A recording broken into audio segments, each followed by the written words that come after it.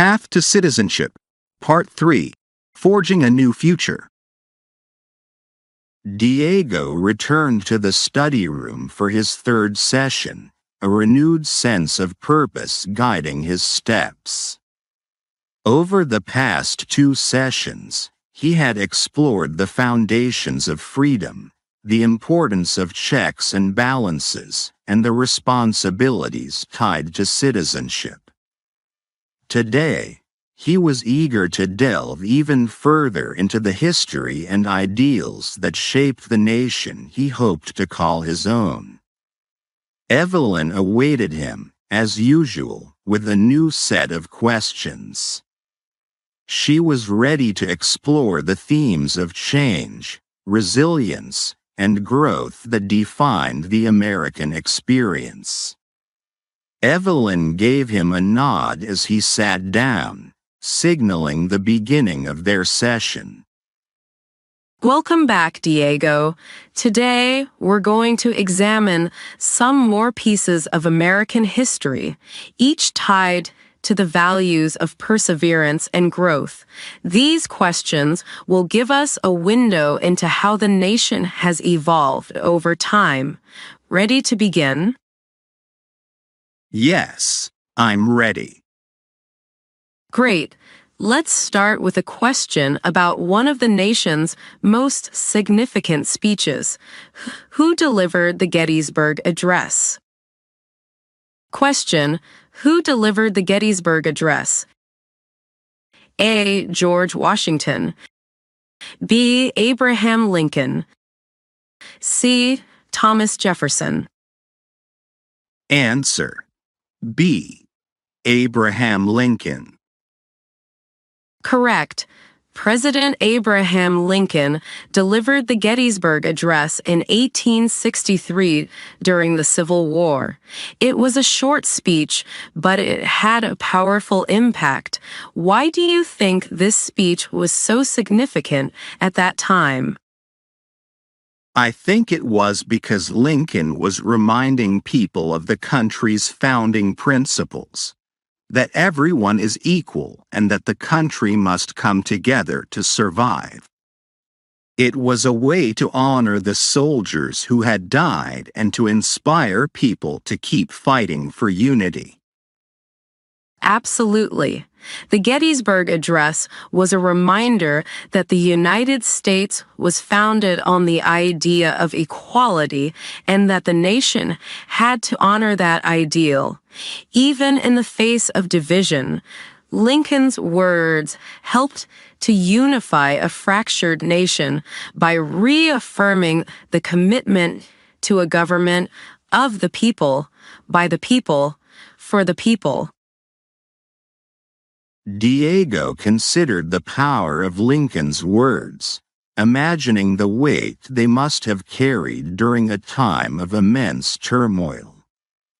Evelyn shifted to the next question, focusing on the steps taken to rebuild the nation after the Civil War.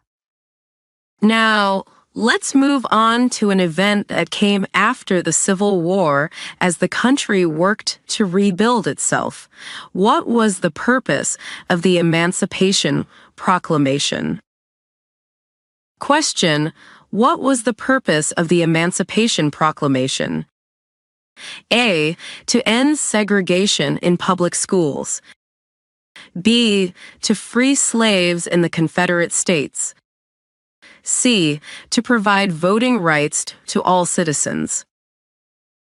Answer: B. To free slaves in the Confederate States. Correct. The Emancipation Proclamation, issued by Lincoln in 1863, declared that all slaves in the Confederate States were to be set free. Why do you think this was an important step, even though it didn't end slavery everywhere at that time? I think it was a symbol of hope and a promise of change. It showed that the government was committed to ending slavery, at least in part, and it gave enslaved people in the South a reason to believe that freedom could be possible. Exactly. The Emancipation Proclamation was a crucial step toward abolishing slavery nationwide. While it only applied to the Confederate States, it set the stage for the eventual end of slavery through the 13th Amendment. It was a bold declaration that the nation could no longer tolerate the institution of slavery.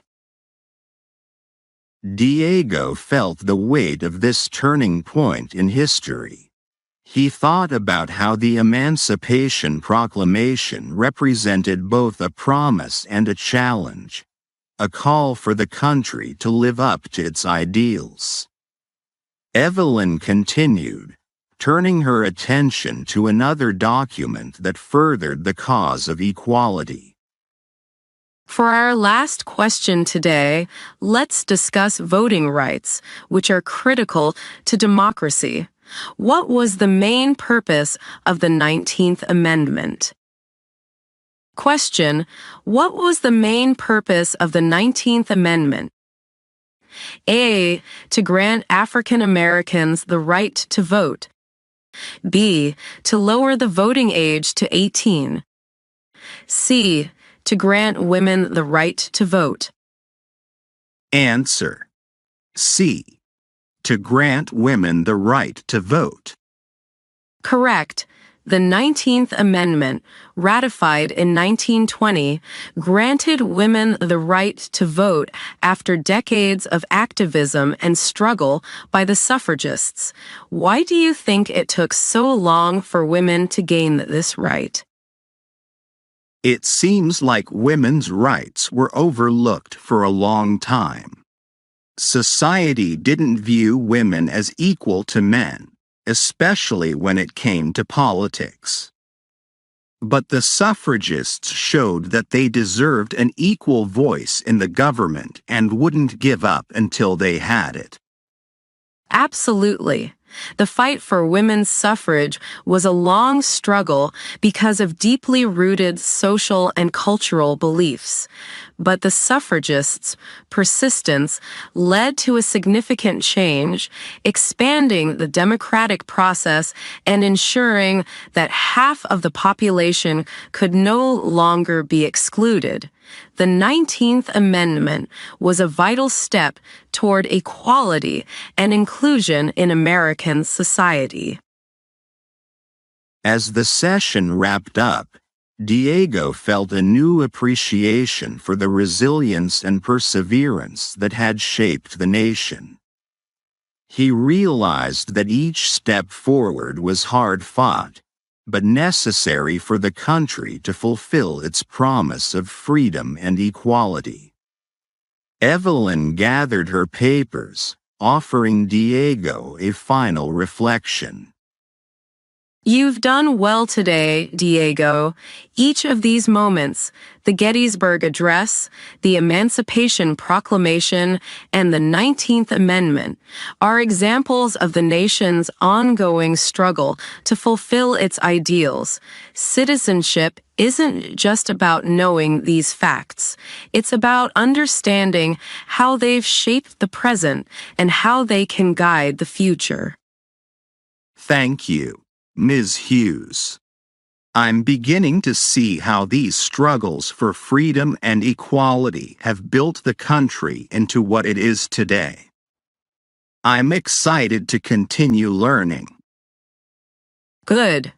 Remember, citizenship is about both rights and responsibilities. It's about living out the values of freedom, equality, and justice. I look forward to seeing where this journey takes you next. Diego left the study room, stepping out into the fresh air. As he walked, he felt a new sense of connection to the past and the people who had fought to expand the nation's promise.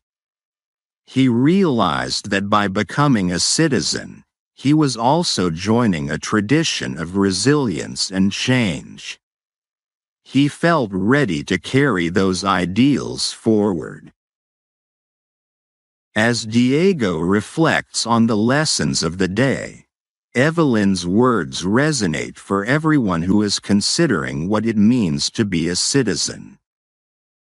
Now it's your turn. Citizenship isn't just about understanding history. It's about seeing how those moments continue to impact us today.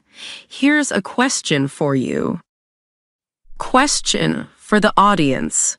The 19th Amendment marked a significant shift in American democracy. Which groups' rights were directly expanded through this amendment, and what does this change signify for the evolution of citizenship? A. Voting rights for African Americans. B. Lowering the voting age to 18. C. Voting rights for women. Understanding who gained new rights under the 19th Amendment reveals much about the growth of American democracy. Reflect on how this change has contributed to the ongoing journey toward equality.